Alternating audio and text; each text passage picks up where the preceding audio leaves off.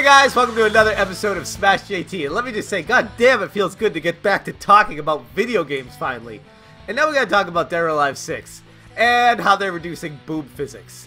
This is where we find ourselves today as a society. JT. Let's be real, the Dead or Alive franchise has been known for a very long time for over-sexualizing their characters. It's kind of become a staple of what the series actually stands for. I mean, yeah, there's some fighting involved, but for the most part, when people think about Dead or Alive, they think about girls with big boobs, let's be real. And the spin-off games of the Dead or Alive Beach Volleyball did nothing to improve that image. But as time has progressed and that image of the series has become a mainstay for it going forward, the director of the series recently interviewed with Gamespot talking about the direction of the series going forward and how they plan on shrinking the breasts and making it more realistic. In speaking with Yohei Shimbori, the director of the Dead or Alive 6 game, he talked about how the body models of these characters have been changed to not be over-sexualized like they were in the past. The boobs are smaller as opposed to before because we wanted girls to appear more human. We don't want to reshape them smaller or larger just on a whim. The outfits of the characters have undergone considerable changes as well, where they used to wear skimpy bikinis, but now they're more fully fledged covering outfits over their entire bodies. And they said this is because they want to enable body damage to show the more repetitive hits that you take, the actual cuts and bruises that you'll see on the characters during the fight. Where getting a kick to the face will leave a visceral cut across the cheek, or getting repeatedly punched in the stomach leaves noticeable dents in the body armor. There's a lot to dissect from this alone. First off, what about the guys? They're not wearing shirts still, and they're these buff dudes, super jacked, super unrealistic to a video game player that doesn't spend their time in the gym all day.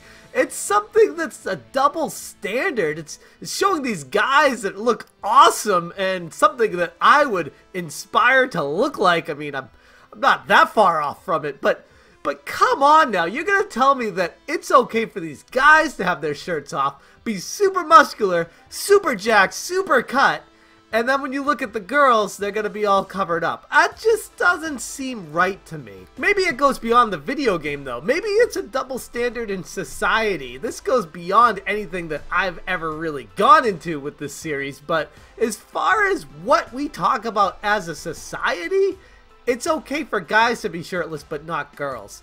So maybe that double standard exists with the video games as well, because, you know, breasts are overly sexualized in our world, especially in a civilized country. So looking forward at this, breasts are super sexualized, even more so because they're so big in the Dead or Alive series, but now because they're scaling them back, they're not only making the breasts super small, but now they're going to be covering them up almost completely to make it look like it's a serious fighting game. But yet they're still going to have the guys without their shirts on.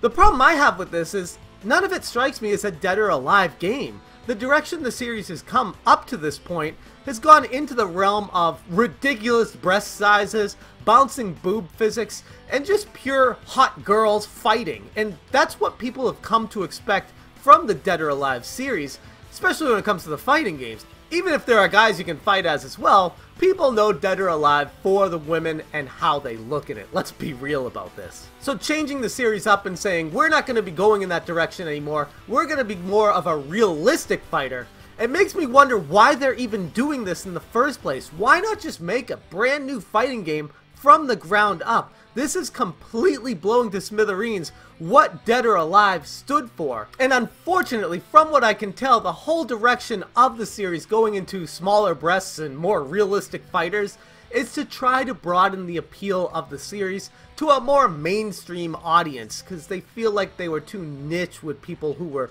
going to play this game just because of the big boob physics. The problem I have with that is that's who wants to play this game. If they wanted to play a realistic fighter game, there's thousands of others to choose from. Why would you try to make a game that's unique into what every other fighting game already is? Well, another reason Shimbori said was because of esports. They want this game to be a competitive esports fighting game that is a mainstay on the scene. Which I have a problem with that as well, because making a game with esports directly in mind, I feel like that's going about making a game the wrong way. You want people to enjoy the game, make it competitive, and make them want to play this game professionally, instead of saying, let's make a professional game centered around esports and have people come to that.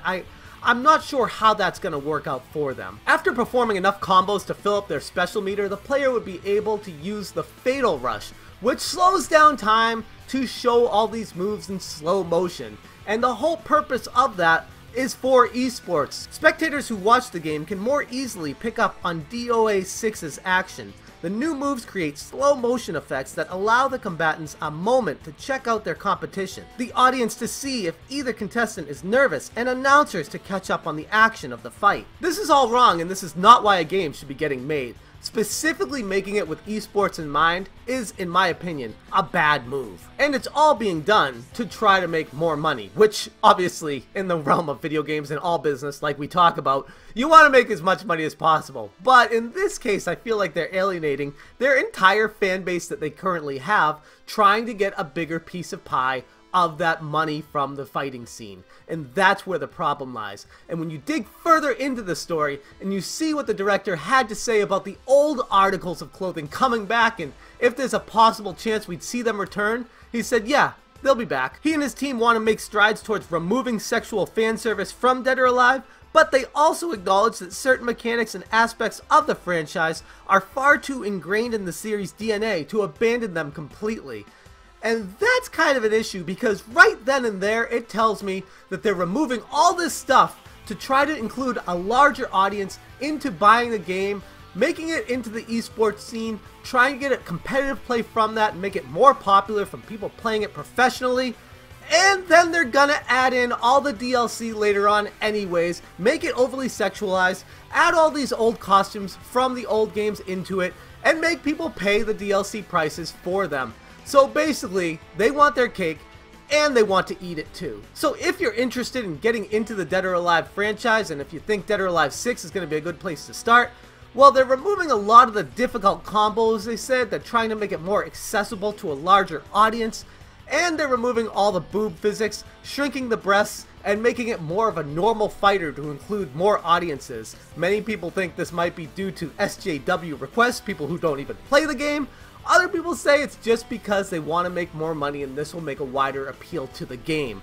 The problem I have with all of this is they're saying both things. They're saying they want to get rid of the sexualization of the game, but then they're saying they're going to put this stuff in the game later on as DLC.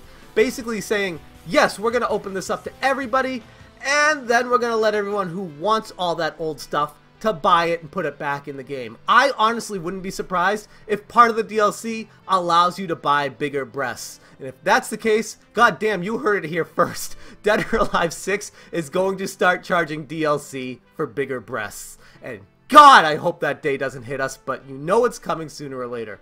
Anyways, those are my feelings on this situation, but I'd love to hear what you guys have to say about it. Let me know down in the comments below, and as always, thank you so much for watching. Have a good one. As always, the Smash JT channel is brought to us by you generous Patreons out there. If you're interested in joining them, hit the Patreon link below. You can donate as little as $1 a month. Everything makes a gigantic difference. If you enjoy the content I'm making here, hit that subscribe button if you haven't already, and hit the bell for notifications. And again, thank you so much for watching.